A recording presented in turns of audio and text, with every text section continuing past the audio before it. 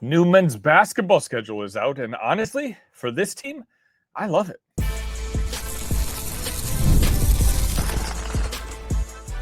You are Locked On Illini, your daily podcast on the Illinois Fighting Illini. Part of the Locked On Podcast Network, your team every day. Welcome one, welcome all to another edition of Locked On Illini. Thank you all so much for making us your first listen each and every day. Today's episode is brought to you by FanDuel. Right now, new customers can bet just $5, and if your bet wins, you'll get $300 in bonus bets to use across the app. Download the app today. My name is Sonny Verma, your host here at Locked On, where I continue to provide you coverage daily. That's right, every single day. Even on the weekends, even on those post games where we're all miserable together and we have a little venting and misery section together. That's what I'm here for. If you enjoy what I do, all I ask in return is if you can hit that like button. Before I get started on today's show, I have to do something. Unfortunately, if you watched an episode last week where I did the preview show with Jacob Goins of Locked On Hoosiers, you're going to know why I have to do this. So if you're tuning in now and trying to figure out why I have to put this gross-looking Indiana Hoosiers baseball cap on, understand that I don't have a choice. I lost a bet. If this bothers you, as it should, please turn off the YouTube and download this episode on your favorite audio platform because I'm available on all of them. I don't know if I'm going to want to watch this thing back again. But on a more positive note, I'm tired of talking football. Right now, I'm just going to take a break. Let's, at least for this segment, I want to talk about something that I wasn't able to talk about yet, and that's that the new men's basketball schedule has come out. We already discussed the non-conference schedule ad nauseum all offseason long, but the official Big Ten conference schedule was also announced for the Illini men's basketball team, and I just kind of want to go over it with you guys just for a second. And you know what? Let me pull up the graphic right after this. Look at that. Sonny has learned how to play with graphics on Locked On Illini. I wanted to, again, take a look at this schedule. It's not necessarily an easy one. It certainly seems very heavy, slanted towards the end of the season. But I wanted to go through it with you. First, again, the Big Ten season will kick off against Ohio State at Ohio State on December 9th. Nebraska, December 13th. Then you play Penn State in Philadelphia in that tiny, annoying stadium on January 3rd, Rutgers, January 8th, at Iowa, January 11th, at Northwestern, January 14th, Minnesota at home, January 17th, Maryland at home, January 21st. Then you go to Purdue on January 24th, and then you play Washington at home, January 29th, at Nebraska, February 1st, Northwestern at home on February 4th, at Michigan on February 7th. I'm sorry, at Michigan State, correction. Wisconsin and Indiana at home on February 10th and 15th. Then you go on the road for 2 games, your California games, at USC and at UCLA on February 18th and 21st. Then the big matchup at home against Michigan, February 27th, which is a Friday. You have another home game against Oregon on March 3rd. And then you finally end your season at Maryland on March 8th. Now, if you take a look at that schedule and then you kind of think about it, it's clearly heavy towards the end of the season. And you know what? Quite honestly, I think that's what I would prefer. If you know, if you've been following Illini basketball recently, I know a lot of you do, even though despite that we are in football season, I know the majority of Illini fans are still passionate basketball watchers. Well, Mihailo Petrovic has been out of the country for the majority of the offseason. He's only been practicing for about a month or so. And now that he's back, now he's actually on campus. And again, I don't think we've gotten official okay yet on whether he's practicing with the team when official activities start.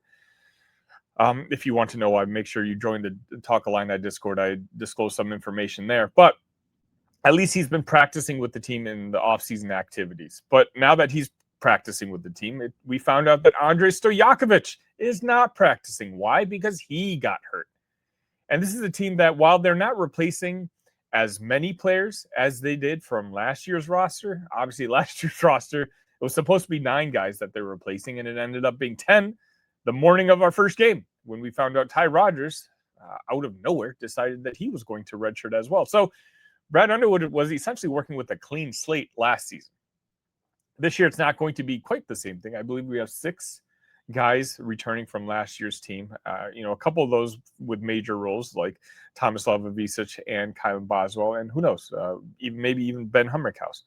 But outside that, you do have Stojakovic, you do have Petrovic, you have the new Ivisic, Zavonimir. These guys, it's going to take some time to gel. And that goes with a lot of college basketball teams right now. Illinois isn't necessarily unique to this situation, but with Mihailo being gone most of the offseason, and now him being on the court, but Andrej Stojakovic not practicing with the team, I am worried, at least in the beginning of the season, that it's going to take some time for these guys to gel together. It's going to take some minutes on the courts. It's going to take multiple games. It's going to take weeks. Heck, it could take months for these guys to really understand where they like to play within the flow of the game, which spots each player likes to shoot from, in what situations. And so I know Illinois has a very, I hate to use this word because of what happened on Saturday, daunting schedule, but non-conference schedule is what I was referring to. But things still change once the Big Ten season starts. And that first game against Ohio State's not going to be an easy one. Ohio State's going to be a pretty decent team. I believe they're probably going to be a top 7, top 8 team in the conference. But if that's the only real tough team that you're opening with, December 9th, and then you play Nebraska, Penn State, Rutgers, Iowa, Northwestern, Minnesota, you're talking about a schedule that's going to allow your players to slowly adapt to what playing in the Big Ten Conference is going to look like. Now, Illinois players, I think, are going to need less time to adapt, in the sense where these new guys, like Mihailo, like David Mirkovic, those guys have been playing out in Europe. And if you've never watched a European basketball game, that atmosphere is way crazier than most atmospheres here domestically when it comes to college basketball. Sure, there's some that could rival, but let's just say one Mackey arena here, it's almost the norm out in Europe. So I'm not too worried about that aspect. I'm not too worried about these players being intimidated by crowds of students. Mihailo is older than any of these kids that are going to be cheering against him in the student section. It's the chemistry on the court that they're going to have to work on. Now, of course, injuries are injuries, and that's something we can't take account for. We don't know who gets hurt in November or who's going to get hurt in December or January and miss substantial amount of time. And if a key player gets hurt at the end of the season, late February, then Illinois is going to be in a very tough situation if at that point they're competing for a Big Ten championship. I mean, if you look at the schedule, this first half of the schedule gives you a chance to be competing for a Big Ten championship, but you're going to have to earn it in the second half. But as I mentioned, if you don't think about injuries, which can happen to anybody in the conference, I want my team the most comfortable at that end of the season. And that's when naturally they should be the most comfortable. That's when they've played in tough arenas already. They've played a couple months worth of basketball games. And then you bring on the toughest part of the schedule. Going at Michigan State's not going to be easy. Playing Wisconsin, I think Wisconsin is also going to be a very solid sleeper Big Ten team this year. I'm tired of doubting Greg Gard. He's simply a flat-out good basketball coach. Then you have Indiana. And please, Brad Underwood, avenge what happened this past Saturday. Beat him by 50. Beat him by 60. But again, you look at that schedule at UCLA, at USC, to that California trip. Then you have the big matchup against Michigan that all of us should have circled on our calendars on February 27th, which is a Friday night, by the way, as I mentioned. You don't think State Farm's going to be packing and loud for that game, for Morez Johnson's return? And then Oregon and Maryland. Those last few games will kind of dictate how close are you? Are you worthy enough to win the Big Ten championship? And I would just much rather have a backloaded schedule because of the team that we have. Because I trust the veteran leadership on this team. This team is old, and I like the fact that they're old. These guys are 20, 21, 22 years old. These guys have experience playing in those European leagues. What they don't have is playing experience with each other. And if you've played 2/3 of your schedule already before the really tough matchups come, I think that puts this Illinois basketball team in a really good situation to really gel at that point. And that's why ultimately I think this schedule worked out really well for the Illini. You guys let me know your thoughts in the comments. Do you like what you see here?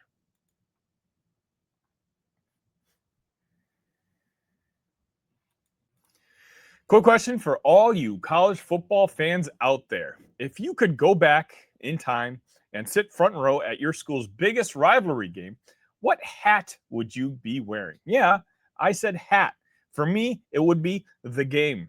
These aren't just hats. They're the same vintage styles fans wore back in the 80s and the 90s. And guess what? They still go for the same price that they did back then. When you use code LOCKED ON, you can get your vintage hat for just $16.99. Head to thegamecaps.com. That's thegamecaps.com. Grab your team's classic bar or retro circle design and use code LOCKEDON for an exclusive discount, because legends wear the game.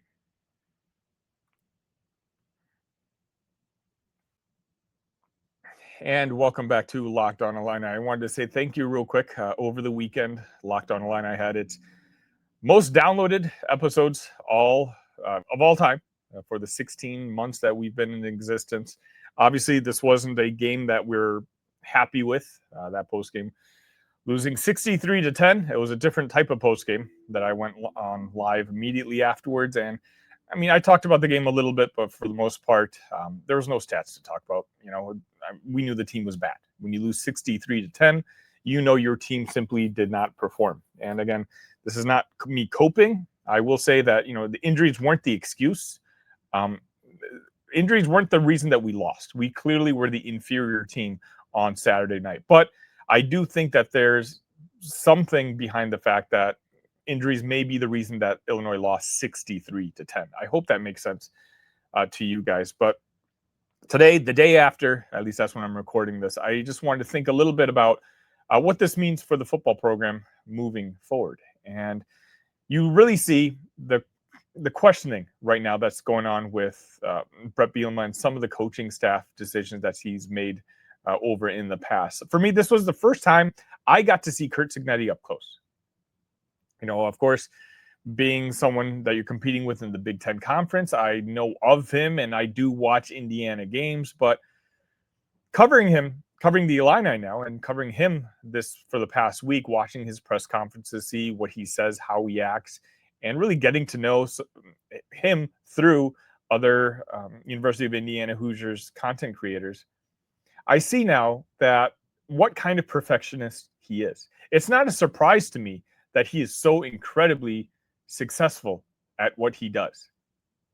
I think he's legitimately a top 5 coach in the entire country. I love our head coach as well, Bret Bielema. And I understand that there's questions about some of the decisions he's making. And that's why I really mean it when I say that we should all pay close attention to what Bret ultimately decides to do this week. Look, I know he has a press conference on Monday. You're not going to hear much on Monday. Everything he told you at the post-game press conference where he's going to say something along the lines of, yeah, we might make some schematic changes or whatnot. I know there's some people, in particular in the Discord, again, link should be in the description. By the way, the Discord is popping during game day. And if you're not in Champaign or if you're not in the stadium, there's no other place you want to be. It's just Illini fans really going crazy, you know, talking about the game as it's happening. So make sure you join us. Anyways, there's a lot of people who are upset that Bret Bielema isn't exactly always truthful with me and you and the press and the media when it comes to these press conferences. But to me, it's not surprising. His last stop before he took over this job with the University of Illinois was learning under Bill Belichick. Actually, technically, I think he also moved on to New York Giants after that. But regardless, he learned under Bill Belichick for a substantial amount of time after he was let go at the University of Arkansas. And this is right in Bill's playbook. Bill understands that it's his job ultimately to win football games. He doesn't have to win over fans or media. Will it help? Sure. And you'll see. And we've seen it with Bill Belichick. The minute he started struggling, the media did kind of go after him. But the media and the fans aren't going to say anything if Bret Bielema is winning 9, 10, 11 games a season for Illinois football. So he's not going to be honest with you on Monday. He's just going to say maybe they're looking into a couple changes, this or that. He might be honest with some injuries. Like if Xavier Scott really is going to be out for the year, we might hear on Monday, and that's what it looks like it's tracking towards. But the other guys, Caleb Patterson, Matthew Bailey, we're not going to hear about anything because he doesn't want to give opposing coaches that information. And why should he? Is it annoying for you and I? Sure. Would I have felt a lot less optimistic about winning last Saturday had I known Jaheim Clark was not going to play? And already knowing Xavier Scott wasn't going to? Sure. Would I have flipped my prediction? If I'm being real, probably. But again, he has to play these mind games. At the University of Illinois, you have to take every advantage that you can get. Because more often than not, you're not going to have the better players on the roster compared to the other team. For now, how long is that going to be allowed? If Curt Cignetti is an A-plus coach, and I think he's as close to an A-plus coach as pretty much anybody in the game today, I would say Bret Bielema is an A-minus coach. And don't get me wrong, I love having an A-minus coach at the University of Illinois. I don't know if we've ever had anyone in our past who would be higher than a B+. So that's why I don't want you guys thinking what I'm saying now is in any sort of way of me insinuating I want to move on from Bret Bielema. Absolutely not. I'm simply giving my observations from the last 8 days of prepping for this game that we just saw, which ended up being a complete beatdown by the Indiana Hoosiers of the Illini. And for me, the main thing that truly does stick out, and again, a lot of members in the Discord were saying this, and quite honestly, I don't have an argument for it, is Curt seems obsessed with winning. Curt seems obsessed with breaking the will of his opponent, like he's claimed that they did to the Illini on Saturday night. I don't know. And I can't say this for a fact, so let me know in the comment section whether you agree or you disagree. I don't know if Curt Cignetti would stick with some of the coaches on his staff with the results they have produced the way Bret Bielema is willing to. Bret Bielema, you can tell, values relationships and his relationships. A lot of times he likes to hire within. A lot of times even the more green coordinator spots or assistant coach spots, he likes to fill with former players that he coached in the past. And again, I'm not saying there's anything wrong with that, especially if you do believe in the talent. But ultimately, while Bret Bielema values relationships, I think more than almost anything else, I think Curt Cignetti values winning more than anything else. I think there's a certain obsession that he has that I don't know if any other coach in the country has. I said this before. I said this during Saturday night on social media, and I believe I said in the postgame. If I'm Florida, if I'm Clemson, you literally slide a check in front of Curt Cignetti and say, how much money do you want? I understand Curt Cignetti's old. But if you give Curt Clemson's resources or Florida's resources, I don't care if the entire roster transfers out. I think Curt's good enough to win a national championship at those two spots in 3-4 years. I admire and respect him that much. And again, it's because of his obsession with winning. It reminds me of my all-time GOAT, I grew up in Chicago in the 90s. I saw it firsthand with Michael Jordan, a guy who would stop at nothing to win in anything he was participating in. I get those vibes from Curt Cignetti. I don't know if I get those vibes from Bret Bielema. And this is unfair because, again, we can go through each head coach in the Big Ten Conference. And I would tell you that I'm very comfortable and I prefer having Bret in charge of Illinois.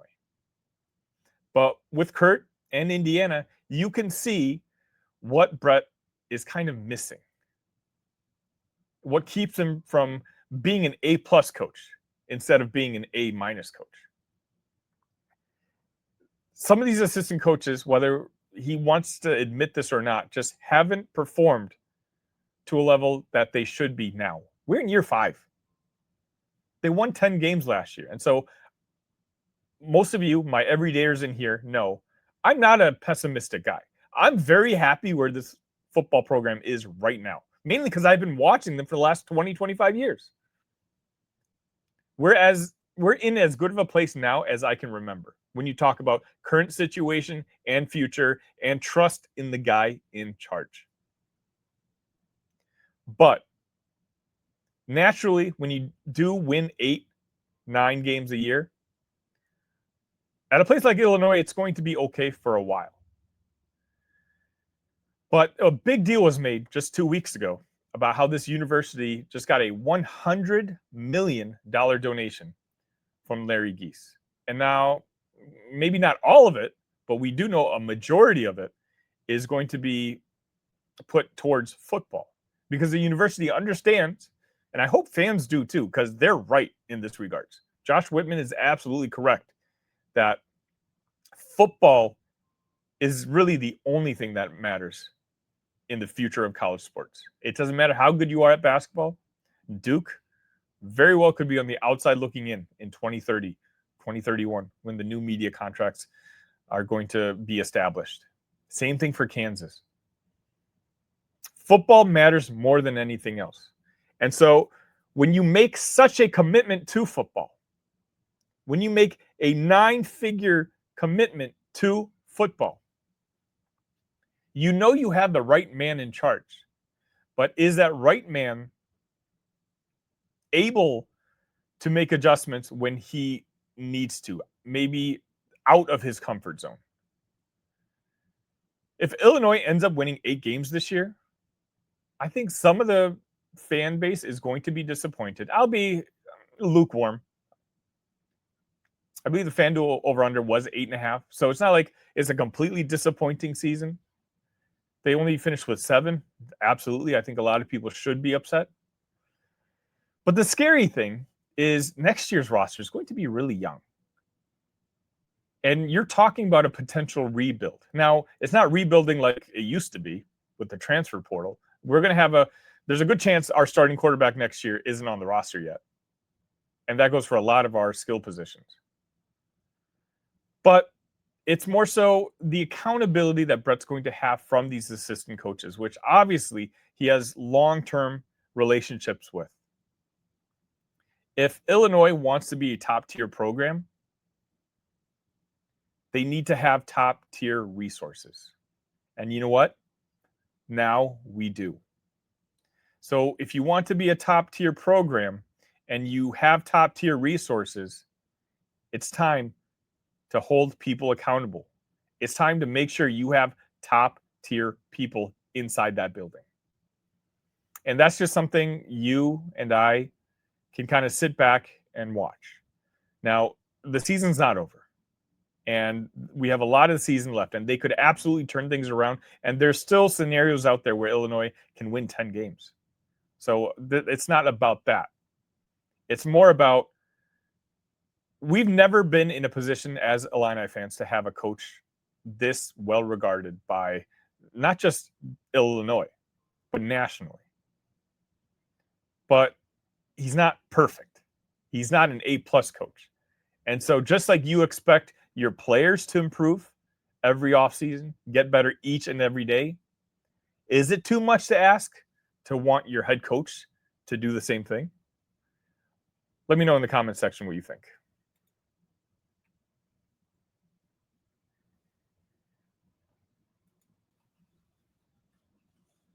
The NFL season is here, and FanDuel is making sure you're ready for kickoff with a can't-miss offer. Right now, new customers can bet just $5, and if your bet wins, you'll get $300 in bonus bets to use across the app. For me, depending on the mood, sometimes I want to bet an over, sometimes I want to bet an under. Lately, I've just been betting exclusively player props. Whatever you want to bet, FanDuel can help you get there. So are you ready to play?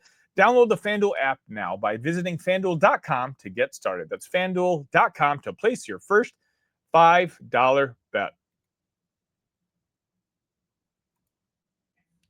This episode is also brought to you by Square. There are certain businesses that truly make the neighborhood feel like home, whether it's the local sports bar packed on game days, the coffee shop that knows your order by heart, or the corner deli that's been serving your community for decades. These are the places that bring people together. When neighborhood businesses thrive, the whole neighborhood thrives. Just think about it. It's the kind of place where you walk in and everyone knows your name. The staff are like family, and they've been serving your community for years. Those local spots are what make the neighborhood feel like home, and so many of them run on Square. Square is a proud partner of more than 4 million neighborhood businesses around the world. You can go to square.com/go/lockedoncollege to learn more. But before you do, go support your favorite neighborhood spot. You'll be happy you did. Square. See you in the neighborhood.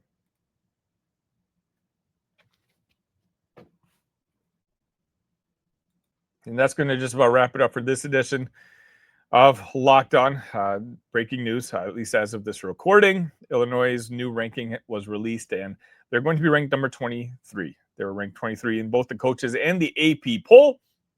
I think that's about right, if I'm being honest. There were some nerves on whether Illinois would drop out completely. And quite honestly, look, I know Saturday night looked really bad. There's no way to spin that 63-10 is in any way a positive thing, but I don't know if you look so bad that you would deserve to drop 17 spots. They ended up dropping 14. And again, that's not something that we should exactly be happy about either. But, it's time to move on. We have a big game against USC coming up. The game will be high noon's coming, Fox noon. It's something that they've never come to Champaign before. It's going to be a big deal. I'm hoping that the energy from the fan base isn't too deflated. Now, granted, this is awful timing because, again, that was a drubbing on Saturday night that everybody saw. But you have to move on. There's a reason you play 12 games in college football, and now we're about to play game number 5. The season's not over yet. There's a lot of work to do. It's another big moment on Locked On, college football fans. Locked On and Fire TV present College Football Kickoff, your ultimate college football weekly preview. Drake Toll of Locked On Big 12 leads the conversation alongside 2-time AP Coach of the Year Gary Patterson, former college star Jesse Holley, and Locked On's local college experts. A college football preview only Locked On can do. Catch College Football Kickoff every Thursday throughout the season only on Fire TV. Thank you all so much for tuning in. I'll have a bunch of content for you all week long. Until next time, ILL. Love you guys.